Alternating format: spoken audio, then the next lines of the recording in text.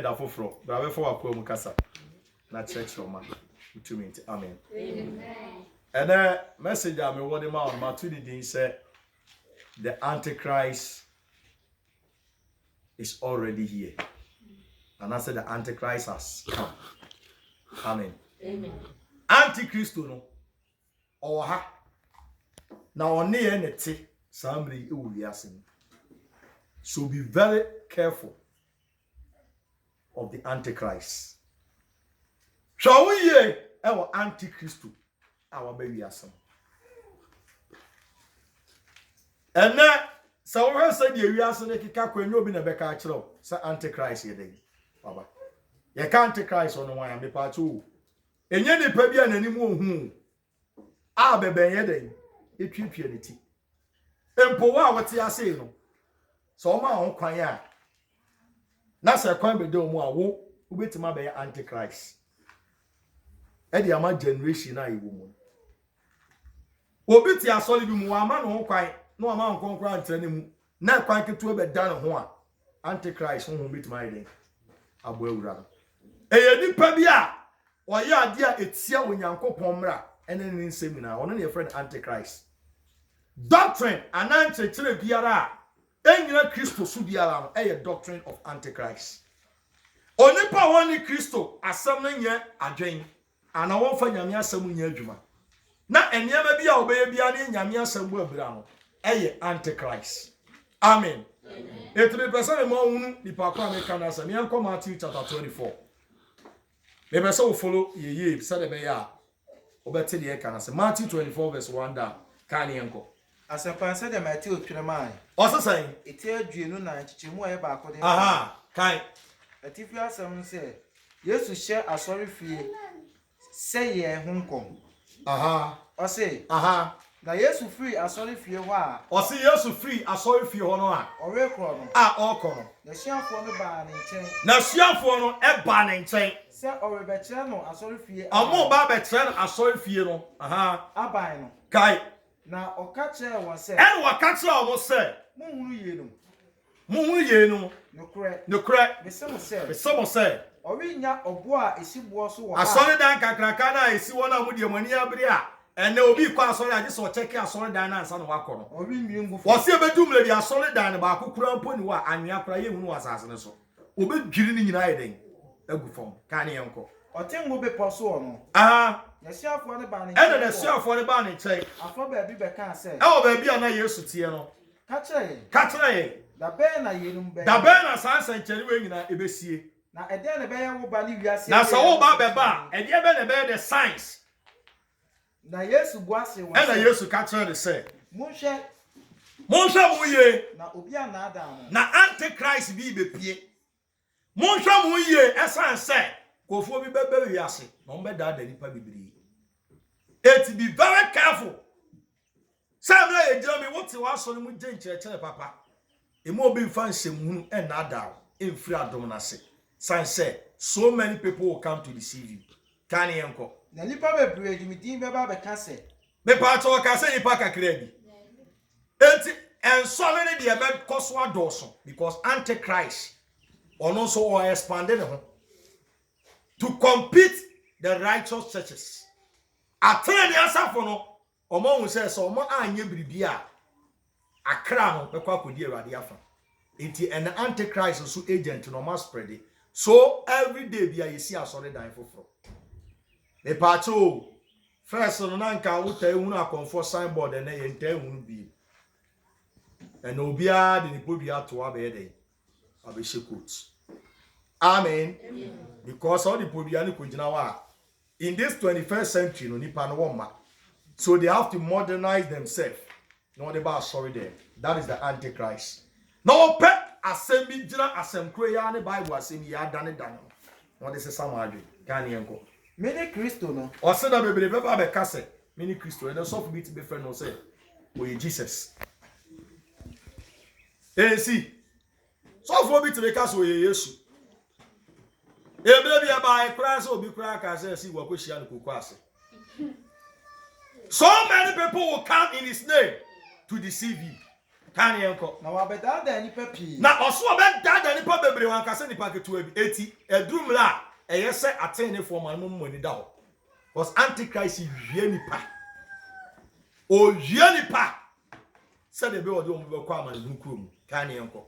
Na mo beto okon ne akosem. Eti wose se sa ne ma we ebesi a mo bo se ekon ne entokwa akosem ye den. Esisi ni amia.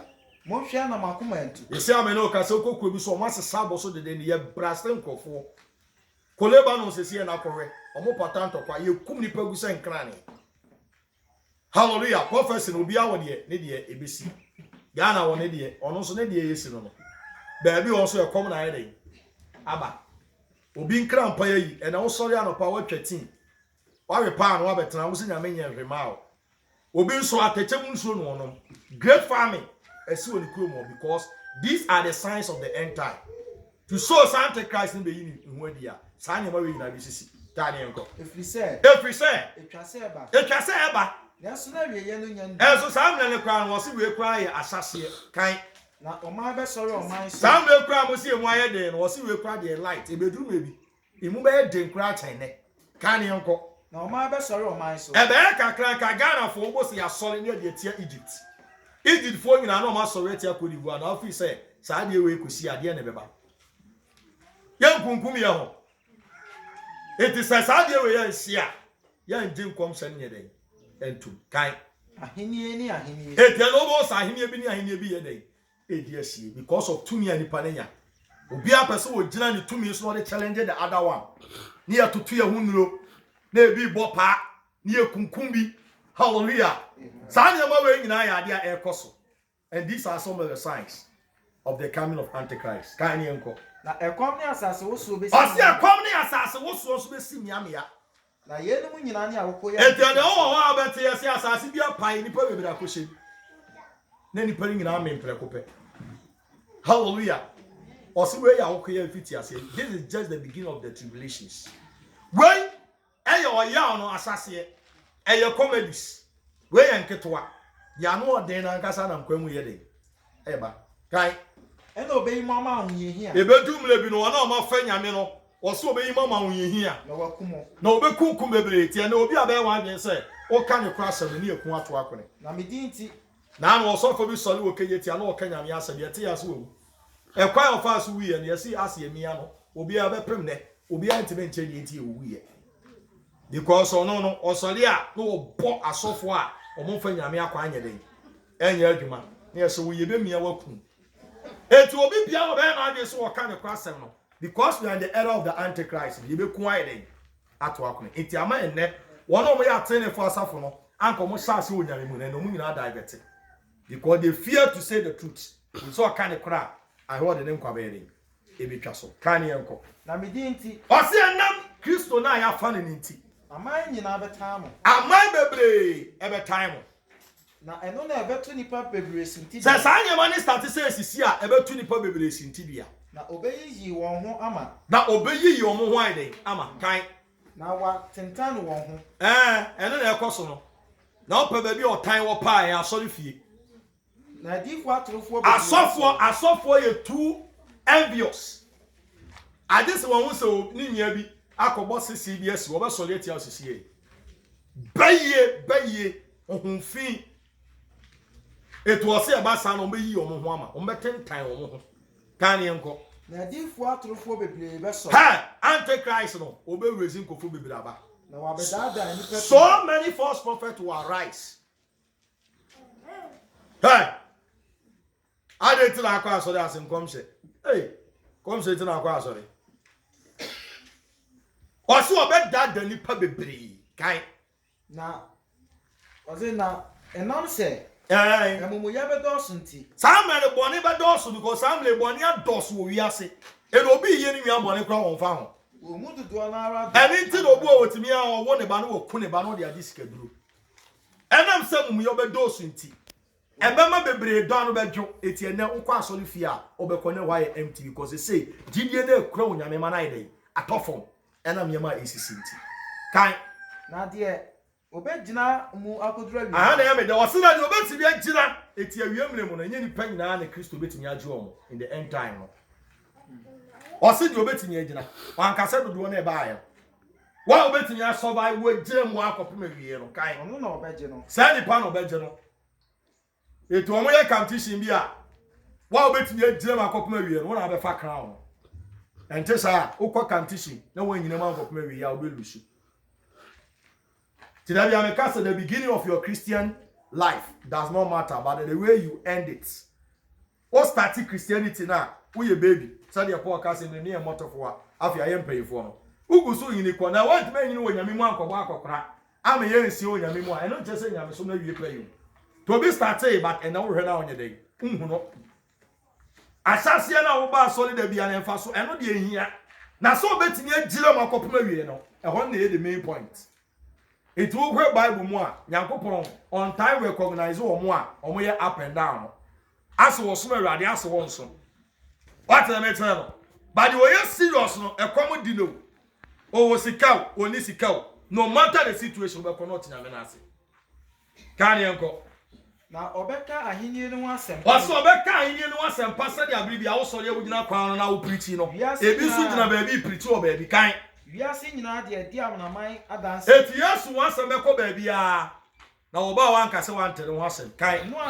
Eno ansa. Na awieye no beba. Kan ne enko. Eti semu mu achiwade e bo man. Eti semu mu achiwade e bo man no. Ah odifo Daniel ka ho asem. Daniel ka sa de no asem otwakunku ni mu. Seja konkron bia ho. Mo samo de eniema bone ne e ba so fie mini skirt. Ya kekan anu toto left side. Yes a set trousers. Ya nyema bia nsem fata na mu se afi omutimi de kwa asole dem ho a. De ore kenkan no. Nipa na wo kan Bible ni kire nkofo no. Manoti ase. Manenti ase se. Eno na. Ena. Wona. Ai. Owo Yudia. Saame no mo Yudia no. Inwane ko be poso. Omunwane ko be poso because saame na temu da na eden. Eduro no.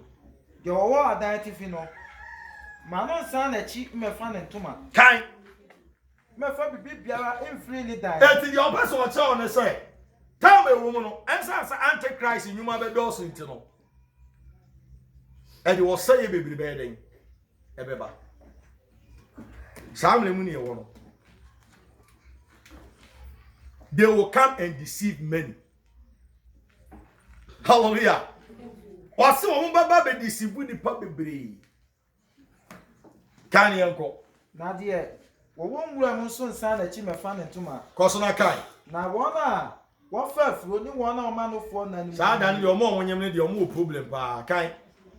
Na mommo mpaye. Na mudwane na ma wo bre ana ahomeda. Ai kai. Na eno na awunyeyi akese afiri wiase mfiti ase. Efiri wiase mfiti ase awunyeyi e bi si da saame. Saame na be si kai. Mada. Aha. Na so every mother. Pressure keto we mpo yetimi ntra nya mfie na kase na abeko. Kai. Beba. Aha. Na se wantwa na no so a. Na onyankopon asem se wantwa na ne so a. Anka orenye wo honam bia. Wan ha nipa ba akokora ntimi nko heaven. Nanso. Ai. Wona wayi won nti. Esan se wona awade apa mo nti.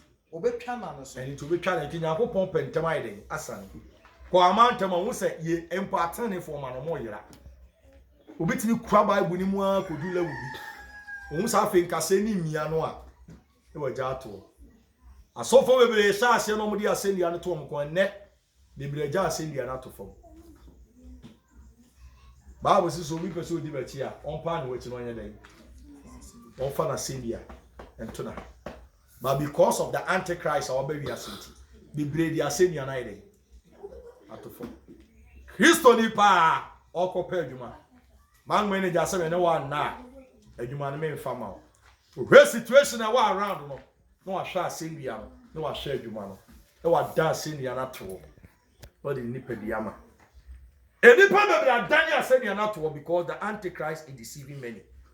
Antichrist o baby a enwuma ahodo mu ensole ahodo mo se ho. Efie kwa otim kro ho. Obi wuni na tifie wo skapa.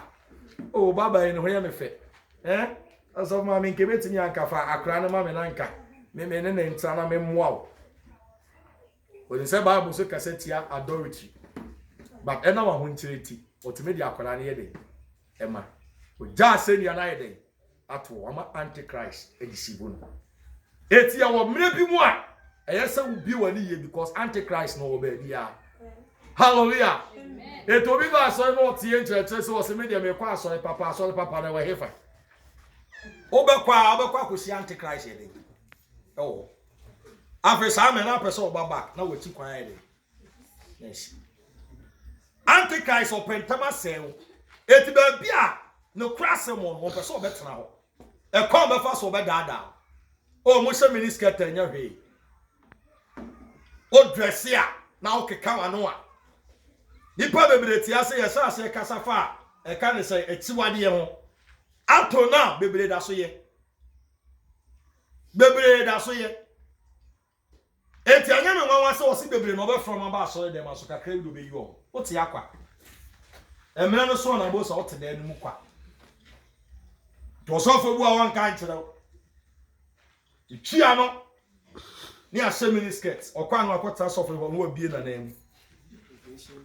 No twa sabi. Ne ho kwan wo de kire sofo wo hwe no hye nkom. Ensem hunu ekoso asori fie o. We anyway ire da. We timi ko fa we. We di osofo pay ni de oba de na o se ma ne ma no wo hwe wo mo. Kwase asem sa na ekoso. Ba ya sanse asori ni sika wo mu nti obi ye boni ayi ntime nka. Ye discover o sofo no awe na nya gwe. Ko di 20 million akobe. Antichrist. Waba na oteten soli ni mu bebiri. Obe disiwu nipa bebiri. Ene na we o Kristo ni e wo so mo ni ye den. Eda ho. Osofo kan. Na se obi ka kire mo se. O se samle ni obi baba be ka kire mo se. Hwe. Kristo ni wa ha. Yakwa akohia no ewo atonsu agugu. Anase wo ha. Me di mani wi no ogina jama ase. Munyini. Momra ni ankwanye enkosia Kristo wo ho. Oso obe ka hwe no ma anye ni. Na Kristo atorofo ni adifo. Esense Kristo atorofo ni adifo atufo bebere be sore. Be sore na wa be ye nsenche. Na wo be ye nsenche ni ade o mo de convince ni pa na ade a e be twi ni pa bebere akọ sey mu no e miracles. Ni anwawade. Bonsam ono no me be say mate ase say Nyankopon bo ono no. Me friend 99 powers. Ba ko pe no di hinta no Kristo. Kristo nko an no wahunu ho hwe. Say ko we hinta so be wo din e friend Jesus a. Nka bonsam anko tu nyame to baabi. Na no de Nyankopon di hinta because untime ne o master nyepe. Nyankopon so de ade ne ma wa onfa ho bi. Tu mi no de ma bonsam ne hia ne so sa akwaje. Etu ma angels na rest no mo pam ne bae. O di tu mi ni nyina ye de. Etu obetima ye nsentani bia opɛ. Obi awune obetimi ayi acrobatic bi obesore. Wofu ahunu say wo de nsa be bom ebedwo. E de no otimi nya ko sasase so no de ama no. Wo so otimi display display powers. Nemo at the end of the day no eni ebehwe. No mo begina. No mo be yira ayede. Ayira. Tebo nsam. Obi ode nsa nchani kwa asore bi obeyira. Ko mewa ka ose de akonfo otimi ye. Malamfo ye. Obia ni wa okura tumi no woni a eka ne say enkonya bi o ntimi nyi eti e fan senchani nkwa asori. You go to church purposely because of our salvation. So benya nkwaje na obehunu kwan abefa so akwa hinini. That should be your main mission. Ni aka ne de oso de be kan yenko Na se betumi a ebetimi pa anka obedada wana wa yi won. Empomo amode Nyankopon abomasa amode amose mo ya tenefo amode chese obi entimi mfa mo ro se ekebetimi kura obedada wo eye no kura ene asofo bebiri ementi bantimi anyi nyame adwuma oba ni uska no oba na asori dem oto na ni hwemu wo so oba ni uska oba na toka ama na dem ubo se na yire kompele ni ma yede are o ja se ni anato osofo maami o ye nyame adwuma ko hunu sika nti o ja ni kuna chi die esisi ekoso pa obi aware o Kristo ni oti aso there because of money we ja ni kuna hwe Makama kire mo dada say enti say oka kire mo say hwe owo sere so a monko monweye na mo anje ani hwe owo mpia mu a owo medem mu a munyini ti obi tebe ka tese so pese nyame ye bibi ma wa osofo me wodan special bi o oba be bi bewura na oba be sia wo ye warefo na won sofo nko a na mo wura dan e ma wa kokoduro Na said ye nyina mpai flepo ye. Aha. Na ehye kwa atoye no. Aha. Said ye woni papa no ba enso be yara no. Say light and tia ye be hu asa ade jiro prekope. Sa na Yesu mind be. Antichrist e display. Oguso ye adwuma pa pedom. Enti Kristo no so wanye ntema be hwima atenenefo no a onya ba akompo. Ti one day what to wabo wa say if you mind dey asesa. Hallelujah. Osimete say e don be rebo. Efrefre awoti fo nyina. Oh sana menso mekau hiana. Sabe na bebu sa ho question. Ya ba aben so betimi akwa. Obi be huri obesa be sifo. Obi be fracture de enframa be bona hwe. Samlen de hon konkona batini mu no. One na obehwi mu no. It is a magnet. Obesa wie de hon konkona ba etini mu no. Samlen nya sofo na be select nipa. To omo so asofo ama asole omo ma no. Samlen no ho no mbu. Na yesi bishop ama asofo nketwa ye wo asofo nketwa wo. Eto an kwa asore osom sofo Christopher ya mobo eza sofo ni wo onyam yewu Na fa ko efunu wo no ho na akode ebo abawa no fa ko efunu wo no ho na akode eti anya me won asa ba bia ne mafunu gu pa no ho na wie mri me kofo type ho ba bia false doctrine ekoso pa no enada wo pa no ho na dom ye de epe kan enko na enanu mu no awyeyi a echire no aha entemala owia bedru sum papa fesi wo kura ma no asopa we ncha asemti amen even kakra wati ese won se antichrist na ni aide ni ambe amen asemi ya no da so da akon ana so de atofo obi di na se de atofo me ko be 10 years no mfae wa bra dwaman no ama na yi no uhu na no se dwaman yi no wa bokro no ama hu ne nsa no a draw ne nsa no